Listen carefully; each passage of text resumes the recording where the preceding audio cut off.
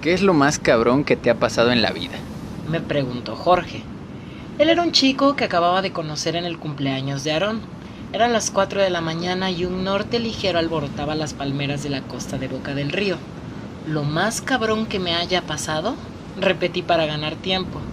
En aquel entonces lo más cabrón que me había pasado era la pelea que tuve con mi padre antes de que me largara para siempre de su casa. Pero qué caso tenía contarle eso a un muchacho al que apenas conocía. Una cosa era que me dejara tomar de su cerveza y otra contarle cómo aquella vez había amenazado a mi papá con su propia arma. No sé, la verdad es que no sé, respondí al final, presionada por aquellos ojitos penetrantes y adormitados. Imaginé que su respuesta sería mejor que la mía, pero algo pasó. Algo nos interrumpió nuestro diálogo en el balcón y Jorge no me contó la cosa más cabrona que le había pasado, sino 3 meses después, cuando tuvimos nuestra primera cita.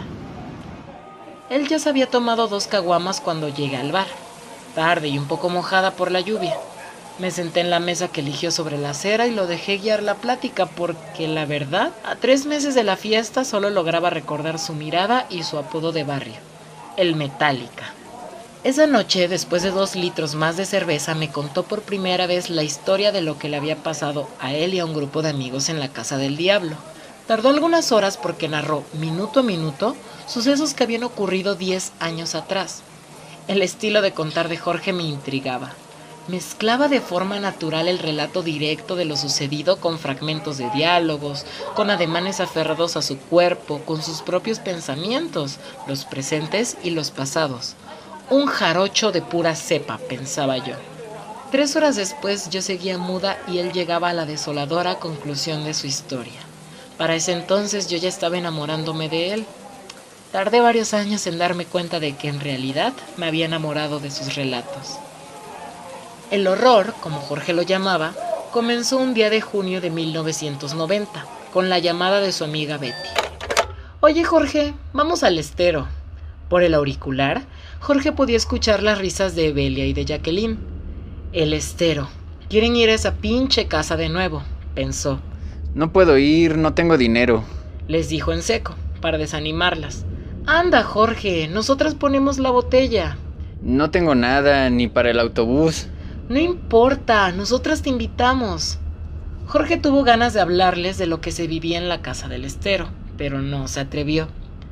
«Anda, no seas mamón, te esperamos en Plaza Acuario», dijo Betty y luego colgó el teléfono.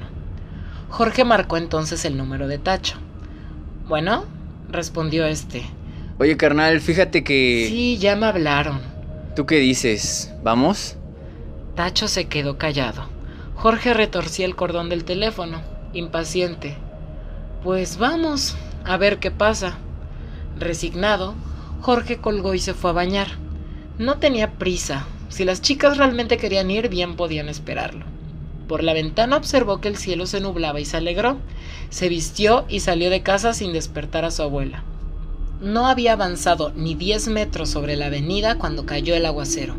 Gotas gruesas tupieron el pavimento, pero él no se molestó en cubrirse. Pensó que sus amigas ya no querrían ir. Cómo amaba Jorge las tormentas instantáneas de primavera. Para cuando llegó a casa de Tacho había dejado de llover. Su amigo lo esperaba fumando, bajo un árbol. Estaba listo.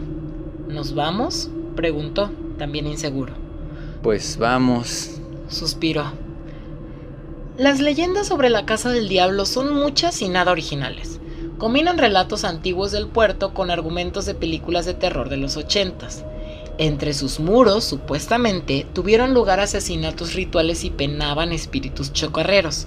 Se decía, por ejemplo, que la construcción estuvo destinada a ser un hotel con restaurante en la última planta, pero que este nunca pudo terminarse debido a que el vigilante mató a su familia y luego se suicidó. Otra leyenda insiste en que la casa era sede de una secta satánica que realizaba ceremonias oscuras en sus sótanos, más aún porque está cerca del castillo de la condesa de Malibran. Asimismo, existía una tercera leyenda.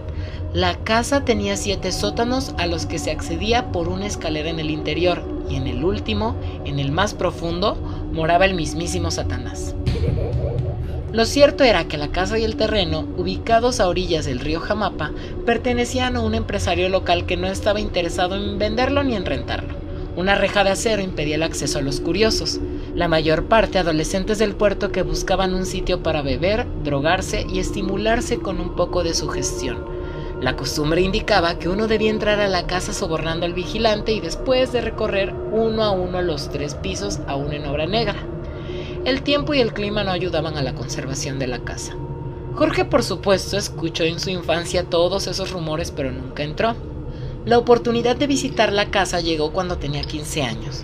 La idea fue suya y con ella convenció a la pandilla de scouts a las que pertenecían para que lo acompañaran. Harían una expedición a la casa del diablo y escudriñarían sus misterios.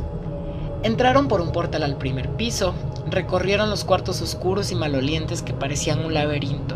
Entre risas nerviosas llegaron al segundo piso, el único lugar que realmente tenía apariencia de restaurante, con separaciones que distinguían una barra, una cocina y cuartos de baño. Lo único extraño que encontraron fue, en las habitaciones detrás de la barra, un portal con marco de piedra que conducía a una escalera. Esta descendía formando una espiral hacia una oscuridad absoluta. Ese día se marcharon porque no llevaban cuerdas. Regresaron el domingo siguiente con lámparas, tiras de halógeno, provisiones de comida y agua y una estrategia contra el pánico que el mismo Jorge había ideado. Todos habían escuchado los rumores sobre la casa. Era necesario que, en caso de que ocurriera algo fuera de lo común, permanecieran tranquilos, en calma, que el pánico no los invadiera. Decidieron incluso el orden en el que descenderían.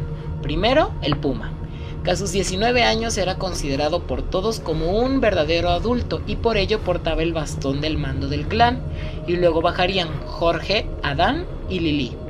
A Roxana le tocó quedarse afuera a vigilar el extremo de la cuerda con las que todos se unieron, como exploradores alpinos. Las escaleras apestaban a humedad y podredumbre, los peldaños se desmoronaban bajo sus pies. Pronto necesitaron luz. Puma ordenó: enciendan sus linternas, pero ninguna de las 4 funcionaba.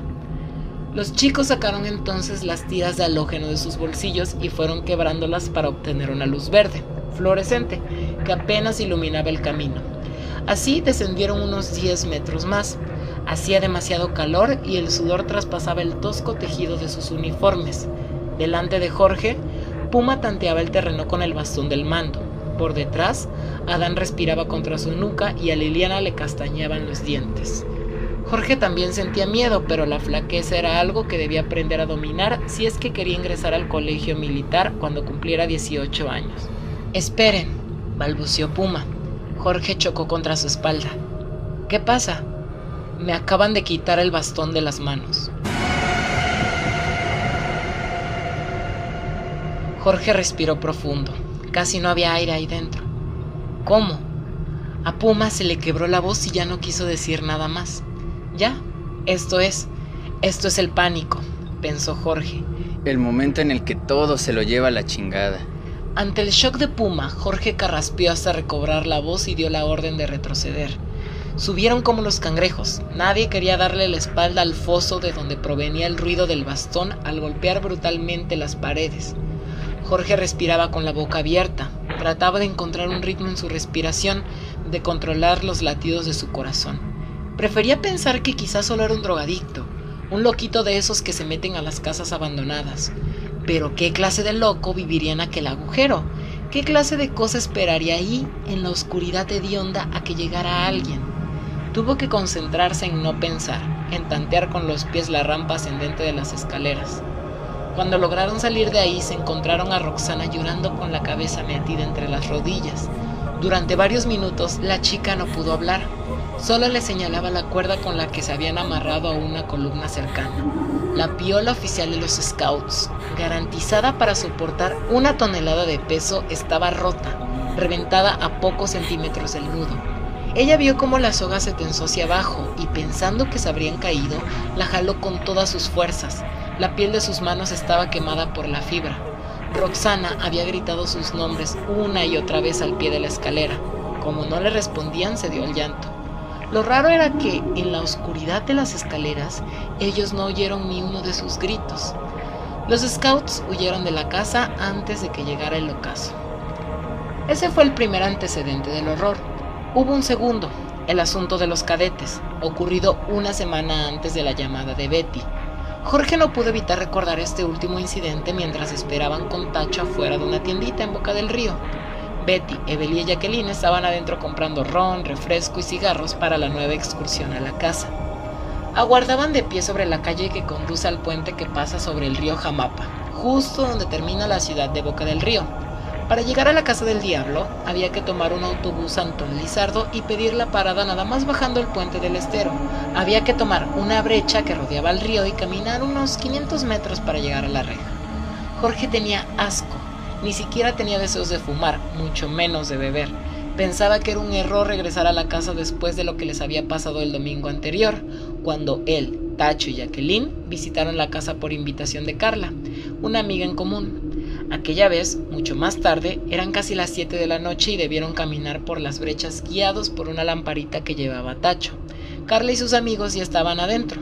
Podían escuchar sus gritos y risas cuando cruzaron la reja. Entraron a la casa y comenzaron el recorrido para llegar al último piso. Los amigos de Carla se correteaban en la oscuridad. Eran todos cadetes de la academia de Antón Lizardo. Iban rapados y de civil pues era su día de permiso. Jorge trataba de distinguir la barra en la oscuridad cuando sintió que a alguien lo tomaba del cuello. Era uno de los cadetes. Llevaba una máscara de simio en el rostro y una pistola con la que apuntó a Jorge. Los cadetes aullaron. «Quítame esa cosa de la cara», gritó Jorge. Le propinó al cadete un derechazo que le desacomodó la máscara. «Estamos jugando, pendejo, no tiene balas», lloriqueó este desde el suelo. Jorge hubiera querido matar al tipo e incluso pensó en sacar la navaja que siempre llevaba consigo, pues ya no era un Boy Scout, sino un hombre de 22 años, desertor del bachillerato y veterano de las peleas callejeras. No le importaba que los cadetes fueran 9 y que tuvieran armas. Pero antes que pudiera hacerle alguna seña a su amigo, Jacqueline ya estaba en medio de ellos rogando que no se pelearan. Los cadetes bajaron al primer nivel y Jorge y su gente subieron a la azotea para mirar las luces de Boca del Río. Estuvieron un buen rato allí, charlando, calmándose, y cuando al fin bajaron para irse de la casa, se encontraron con que los amigos de Carla aún no se habían marchado. Estaban todos de pie junto al río, como formados para pasar revista. Tacho les apuntó con la linterna. Estaban desencajados del susto. Carla salió de la oscuridad para reclamarle a Jorge. «Coño, Jorge, si tienes algún pinche problema con mis amigos, díselo en sus caras, pero no estén con sus mamadas de aventarnos piedras desde allá arriba». El rostro pequeñito y agraciado de Carla se contraía en llanto. «¿De qué hablas? ¿Cuáles piedras?» «No te hagas pendejo, ahí estaban desde la ventana aventándonos un chingo de palos y de piedras», y les enseñó una herida que manchaba de sangre su oreja. De nada sirvió que Jacqueline jurara por Dios que ellos no habían sido. Nadie quiso creerles, y Jorge se fue de la casa del diablo jurando que jamás en su vida regresaría. Pero una semana después ahí estaba, y era como si la casa pareciera saberlo, como si el pueblo entero supiera a dónde se dirigían. Del otro lado de la avenida, plantada en medio de la acera, una indigente los señalaba a él y a Tacho y gritaba: «¡Mírenlos! ¡Allá van!». Los cabellos le caían en hilachas grasientas sobre el rostro. Ría mostrando una boca llena de agujeros negros. «Vete a la verga», maldijo Tacho, visiblemente angustiado, pero no dijo nada más. Jorge lo miró con insistencia. Quería que Tacho lo viera a los ojos y aceptara que aquello era una mala idea. Él había estado también la semana anterior. Él sabía lo de los cadetes, pero Tacho no dijo nada. Hasta pareció ofendido cuando Jorge le sostuvo la mirada. El rostro flaco de Tacho era un reproche. Parecía decirle en silencio: «No digas nada o será peor. De esas cosas nunca se habla».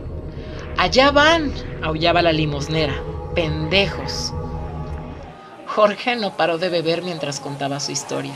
Hablaba sin parar durante algunos minutos y se detenía solo el tiempo suficiente para vaciar la mitad del vaso.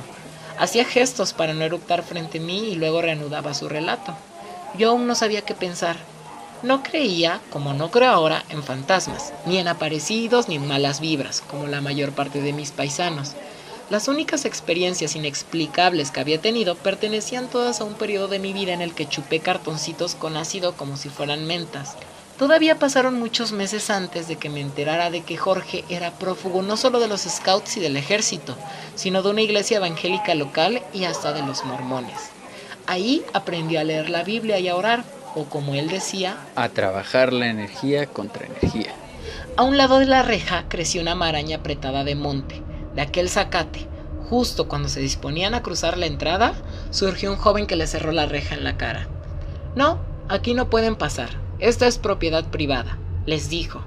Era un hombrecillo bajo, insignificante. «Oye, pero aquí estuvimos la semana pasada. Danos chance de pasar a ver», resoncó Jacqueline. «Pero la semana pasada yo no estaba y ahora sí. Y aquí yo digo que no pueden pasar», respondió el vigilante. Las chicas le rogaron. Le ofrecieron 50 pesos de propina. El tipo meneaba la cabeza. «No, al rato quién va a escuchar sus pinches gritos», decía con una sonrisa. Las chicas no parecían escuchar estas razones. Después de 20 minutos de discusión, Jorge, aún mareado, apartó a las chicas y se encaró con el vigilante. Mira, ni tú ni yo. Dejémoslo a la suerte, le dijo. Al tipo le brillaron los ojos. «¿Qué propones?» Vamos a echarnos un volado. Si cae águila, pasamos. «¿Y si cae sol?» Si cae sol, tú decides si quieres que pasemos o no. Jorge lanzó la moneda. Cayó sol. Pues tú dices, le dijo Jorge al tipo. El vigilante soltó una risita, abrió la reja y se apartó del camino. «Pues pasen, total, yo aquí no soy nadie». Y así, riendo quedito, desapareció entre el monte. No volvieron a verlo. Jorge condujo al grupo a una terraza del último piso al que consideraba segura, en parte porque colgaba fuera de la casa. No quiso beber más que refresco. Sentía que debía permanecer alerta, con la espalda apuntando al río y la mirada clavada en el portal que daba a la casa. Las chicas, en cambio, se bebieron el litro de ron que habían comprado y para las 9 de la noche ya estaban ebrias y con ganas de jugar a la botella. No lograba relajarse. Sus amigas se lo reprochaban. «Jorge, quita esa cara, te toca a ti», lo animaron. Jorge hizo girar la botella. Le tocó mandar a Betty. Le ordenó que bailara como stripper, aunque ni siquiera sentía deseos de verla mover las carnes. La chica se subió a una de las bancas de la terraza y bailó entre risas. De repente, cuando se dio la vuelta para alzarse la playera, lanzó un grito y bajó del banco de un susto. «¡Viene alguien!». Jorge se levantó como resorte y miró hacia la casa. Una sombra atravesó la ventana. Una sombra que no se subía y bajaba como dando pasos, sino que se deslizaba hacia el extremo del tercer piso. Una sombra lo bastante oscura como para sobresalir en la oscuridad de la casa vacía. «Hacia la barra», pensó Jorge en aquel momento. Les ordenó a las chicas que se recostaran en el piso y a Tacho que aguardara junto al marco de la ventana. Así, con los puños apretados y el estómago hecho un nudo, esperó a que el intruso hiciera su aparición en la terraza. Pasaron unos 10 minutos de tensión insoportable en los que solo se escucharon los susurros angustiados de las chicas y el sonido de los grillos y de las salamandras. Ningún paso, ningún reclamo, nada. Evelia comenzó a gemir y eso los hizo salir del trance. Jorge ordenó la retirada. Todos se pusieron en pie, menos Evelia. «Jorge, algo le pasa», dijo Betty. Evelia, acostada boca abajo sobre el piso de la terraza, jadeaba y se sacudía, como si riera. «Evelia, déjate de pendejadas y párate», ladró Jorge. La chica no obedeció. Jorge la tomó de los hombros y la sacudió con rudeza. «¡Ey, párate ya!». Jaló el cuerpo de Evelia y le dio la vuelta. La chica abrió los párpados. ¿Me estaban buscando?, preguntó con voz áspera, cavernosa. «Me estaban buscando, ¿verdad? Pues aquí estoy». «Ya no es ella», pensó Jorge. «Es otra madre». Se le erizaron los cabellos. Evelia no permitía que nadie la tocara. Lanzaba golpes, patadas, escupitajos. A Betty, que se inclinó para calmarla, le propinó un taconazo en la cara con tanta fuerza que la chica salió despedida contra el barandal de la terraza. Jorge, con la ayuda de Tacho, volvió a sujetarla. «No, suéltenme, ya estoy bien», decía entre sollozos. «Vamos a seguir jugando». Pero aquella mirada no engañaba a Jorge. «No, ni madres. Tú no estás bien. Tú no eres tú». La cargaron entre los dos y entraron en la casa. Sin más ayuda que la de sus pupilas dilatadas hallaron la salida. Betty y Jacqueline gimoteaban, prendidas de la camisa de Jorge. ¿Pensaron que podían quedarse? Reía Evelia entre sollozos. Pues aquí se van a quedar todos y a ella me la voy a llevar. Llegaron a la reja. Evelia, que en ningún momento dejó de removerse como culebra, se escurrió entre sus brazos y cayó al suelo.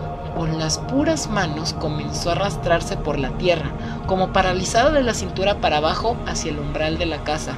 «Si se mete, yo no la voy a sacar», pensó Jorge con espanto. «Y si yo no la saco, nadie lo hará». Se arrojó sobre ella y la montó a pocos metros de la entrada de la planta baja. Le dio la vuelta y la golpeó en el rostro con la mano abierta. ¿Tú crees que me pegas a mí? ¿Tú crees que me estás lastimando? ¡Cállate! gritó Jorge. La cara de Belia estaba roja por los puñetazos. Jorge, no me pegues, soy yo, gritaba. Segundos después, soy yo, ya regresé. Jorge la abrazó muy fuerte. Pensó que el peligro había pasado. Años después, Jorge me contó cómo le habían hecho para regresar con una Evelia que pasaba del llanto a la risa en ciclos de medio minuto. Regresaron al centro de Boca del Río a bordo de una Caribe. Tuvieron que sentarse sobre Evelia para mantenerla dentro del auto. Se revolvía como un felino. El conductor de la Caribe los dejó frente al atrio de Santa Ana. Jorge corrió hasta la sacristía y aporreó la puerta. Una señora gorda la abrió y les preguntó qué deseaban. Jorge le señaló a Evelia, que yacía sollozante sobre el regazo de Betty, las dos sentadas en la acera. La mujer desapareció. El cura salió en su lugar, iba de bermudas y chanclas.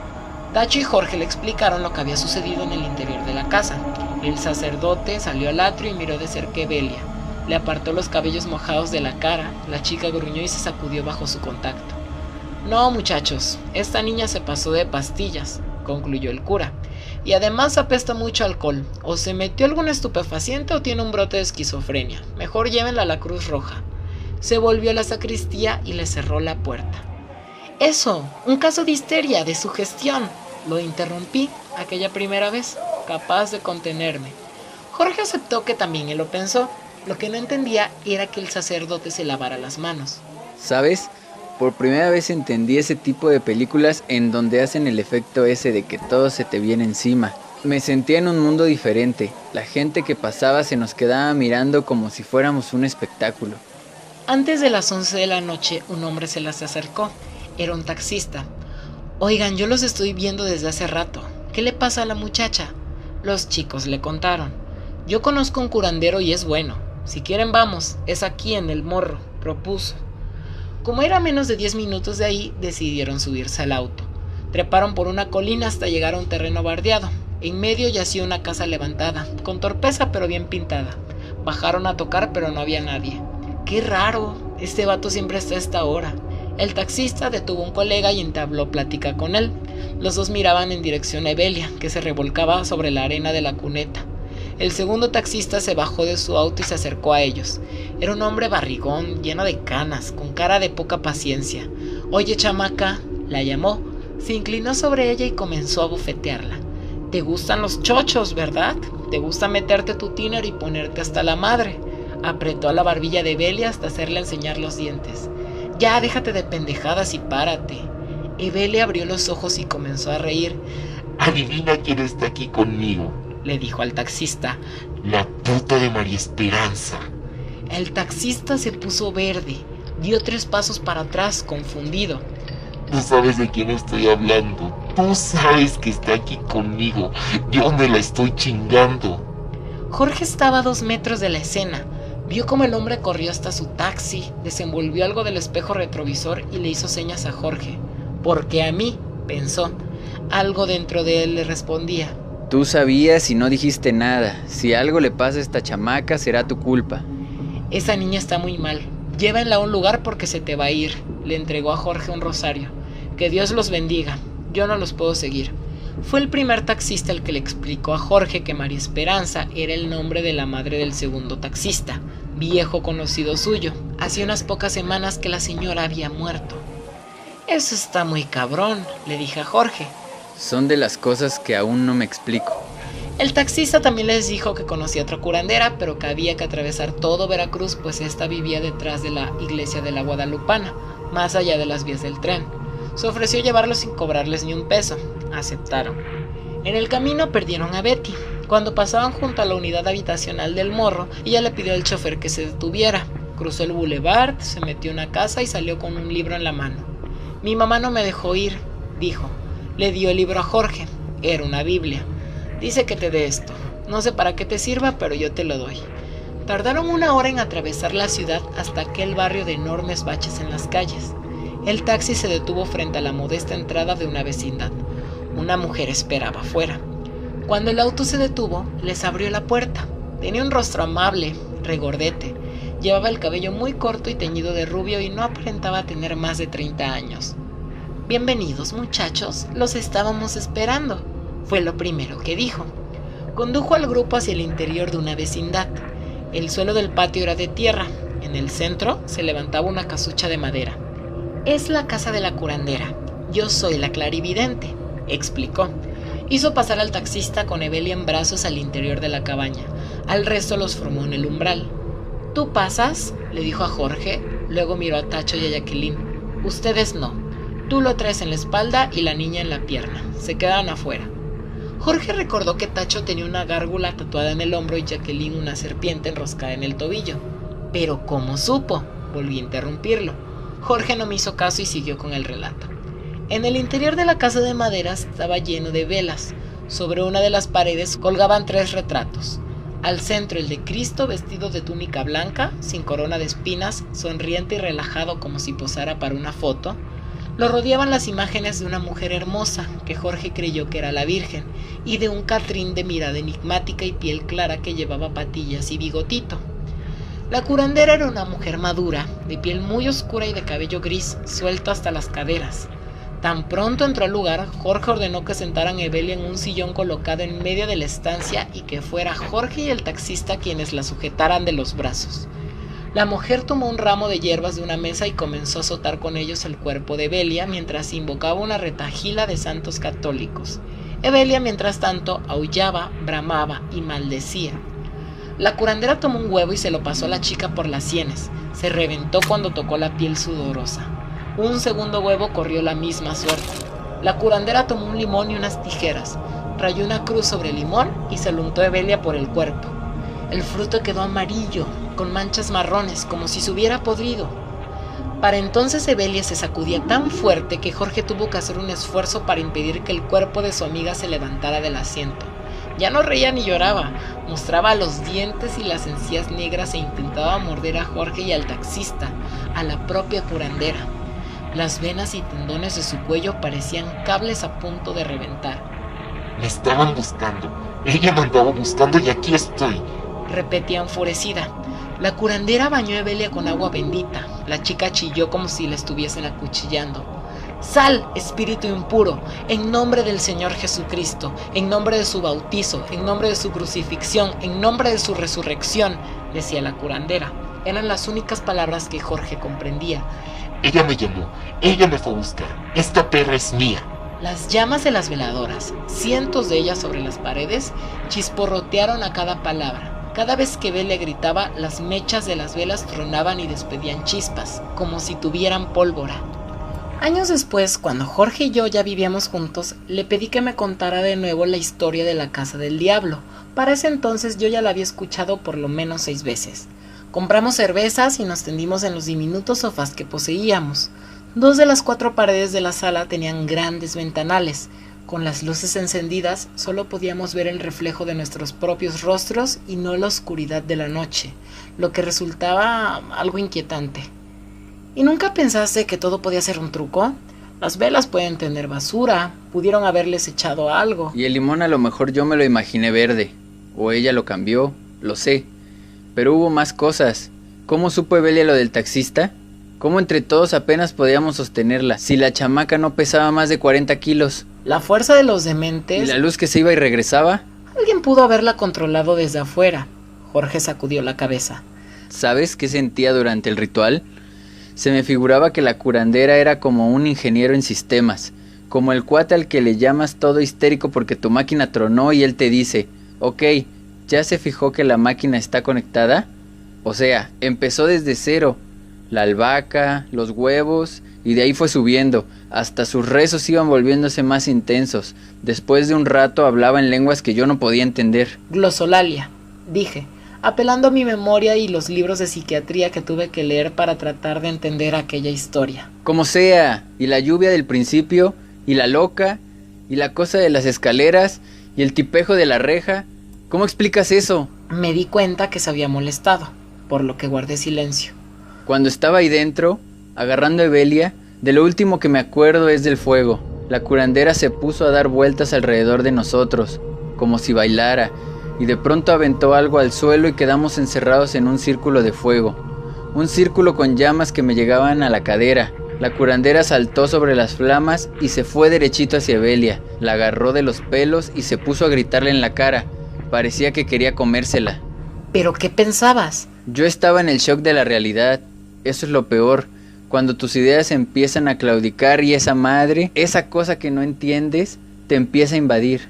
Porque si tú claudicas, esa madre te invade, no queda un vacío. Esa madre viene y tú la aceptas como real.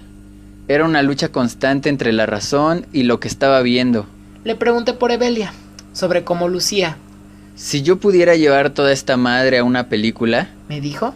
se acercaría mucho más al exorcismo de Emily Rose que al exorcista. Los gritos, las caras, las voces, los ojos así como si se hubiera metido 10 tachas. ¿Cómo se llamaba el demonio? Le pregunté. Para realizar un exorcismo es necesario conocer el nombre de la entidad que domina a la víctima. Es un dato clave que manejan a la literatura del tema, tanto el ritual romano católico como los grimorios medievales que instruían en la invocación del demonio. Sin nombre no hay contrato. Ahora no. Me dijo, con el rostro serio. Te lo digo después, cuando no esté chupando. Después del espectáculo de fuego, Jorge aprovechó que la curandera salía del cuarto para escapar de la cabaña. Vomitó en el patio, pura bilis. Los focos de la vecindad se prendían y apagaban como si la instalación eléctrica fallara. Tacho y Jacqueline seguían ahí. Betty había llegado con su madre. Era la 1 de la mañana. La clarividente ha estado llame y llame a otras guías de Catemaco y de San Andrés para que le ayuden desde allá, le explicó Tacho. Tacho sabía que era una guía. Su madre, doña Ana, era asidua de los rituales de sanación que se llevaban a cabo en varias partes del puerto. En ellos se liberaba al paciente de las malas vibras que circulaban en la atmósfera del puerto, o de los trabajos que brujos sin escrúpulos aceptan hacer, pagados por los enemigos de las víctimas. Estos rituales eran, y son aún, tan populares entre los veracruzanos que incluso la Iglesia Católica debe ofertar regularmente misas de sanación y liberación para no perder feligreses. ¿Ya le hablaron a los papás de Evelia? Preguntó Jorge, cuando al fin logró respirar. Ya vienen en camino. A pocos metros, la curandera, la clarividente y un pequeño grupo de mujeres discutían el tratamiento. ¿Ya la limpiaste? Ya, y nada, dijo la curandera. ¿Y el círculo de fuego? Ya. ¿Ya dijo su nombre? Es muy fuerte, no se quiere ir. Ya amenazó que a las 4:02 se la lleva. Entonces no queda de otra más que mandarlo a llamar, dijo la clarividente. Yo lo hago, respondió la curandera. Me debe favores. Jorge ya no quiso entrar a la cabaña cuando la curandera regresó. Lo miró todo desde el umbral. Cómo las señoras desnudaron a Evelia y le pusieron una bata alba. Cómo azotaron el cuerpo de la curandera con manojos de hierba. Mientras todas rezaban, la curandera comenzó a mecerse sobre los pies. Eructó ruidosamente y luego cayó desmayada. Las mujeres se apresaron a socorrerla. Antes de que terminaran de tomarlo en los brazos, la curandera ya estaba de pie, moviéndose por todo el cuarto.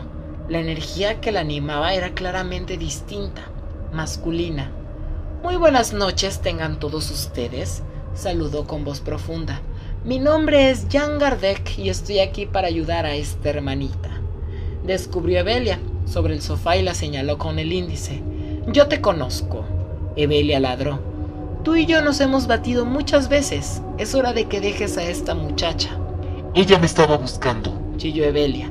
Hace mucho que ella me estaba llamando. Me la voy a llevar. No, ella no te pertenece. Ella es de Dios. Márchate y no regreses. No me iré sin las manos vacías. Jean Gardec se cruzó de brazos. Se retorció los invisibles bigotes entre los dedos. Algo has de querer a cambio de la chica. Pide. Evelia mordía el aire. ¿Qué tal un cabro? Un cabro todo negro, decía, condescendiente. Fue entonces cuando Evelia, o lo que moraba en Evelia, comenzó a hablar con voz rasposa. Jorge ya no quiso quedarse a escuchar. Salió de la vecindad a la calle. Moría por un cigarro, por sentir el estómago lleno de otra cosa que no fuera pavor. Un taxista se detuvo junto a él. De él bajó doña Ana, la madre de Tacho. Jorge suspiró aliviado. Era bueno ver un rostro conocido, pero doña Ana no lo saludó. Lo hizo retroceder hasta la pared solo con su mirada rabiosa. Ya ven, por andar de pendejo se lo toparon de frente. Otro día, en el año 2010, fuimos a buscar la dichosa vecindad donde había tenido lugar del exorcismo. Enfilamos rumbo a la iglesia de la Guadalupana y tras mucho preguntar, dimos con la vecindad. Ni la choza ni la curandera estaban, tampoco la clarividente. Los vecinos nos dieron indicaciones vagas del nuevo domicilio de lo que ellos llamaron el templo. Yo había leído bastante sobre espiritistas, espiritualistas y trinitarios marianos en Veracruz. Era un tema que me interesaba por la cantidad de gente en Veracruz que daba por cierto el poder de los espíritus, y no tanto porque yo misma participara en esas creencias. Hasta cierto punto las consideraba parte de la idiosincrasia del jarocho. Jorge, ¿ese tal Jean Kardec no sería Allan Kardec? Le conté de regreso a casa que Kardec fue un francés fundador de la doctrina espiritista en el siglo XIX, que en el archivo histórico en donde yo hice mi servicio social tenían dos de sus primeras obras, el libro de los espíritus y el libro de los medios. Ya en casa, emocionada por esa posible reelaboración simbólica, le mostré en la computadora un supuesto retrato de Kardec. Le pregunté si no era el mismo que colgaba de la pared de la curandera. Jorge la miró un rato. Puede ser, dijo. Le pregunté de nuevo por el nombre del demonio. De nuevo se hizo el tonto. Yo había transcrito en una hoja de mi libreta los nombres de los demonios que aparecen en un libro de encantamientos del siglo XVIII, conocido también como el Gran Grimorio. Este texto, al igual que los supuestos opúsculos de San Cipriano, San Honorio, el propio Salomón y Merlín el Mago, presentan claves y fórmulas mágicas para, entre otras cosas, invocar demonios, hablar con los muertos, ganar la lotería, hacer que alguien baile desnudo ante uno, fabricar pegamento para porcelana, etc. Le mostré la página con los nombres demoníacos. Ese, dijo. No quiso pronunciar el nombre. Satanachia, el gran general de los infiernos, mano derecha de Lucifer, jefe de Pruslas, Amón y Barbatos. Su poder, según el documento, es el de volver joven o viejo a quien sea, pero también el de subyugar a toda niña o mujer para hacer lo que él quiere. Días después, el mismo año, fuimos a buscar a Tacho y a doña Ana. Ninguno de los dos quiso hablar. Nos contaron que Belia se había casado con un muchacho del barrio al que apodaban el Sapo, famoso porque soñaba a los que iban a morir. No me extraña que no quiera hablar, dijo Jorge para excusar el trato tosco que Tacho nos dio durante la visita. Está cabrón ver al diablo, todos lo vimos. Durante los meses que siguieron al horror de la casa del Estero, Jorge evitó a sus amigos. No fue algo deliberado, simplemente comenzó a frecuentar otros círculos, a pasar más tiempo en casa de la abuela.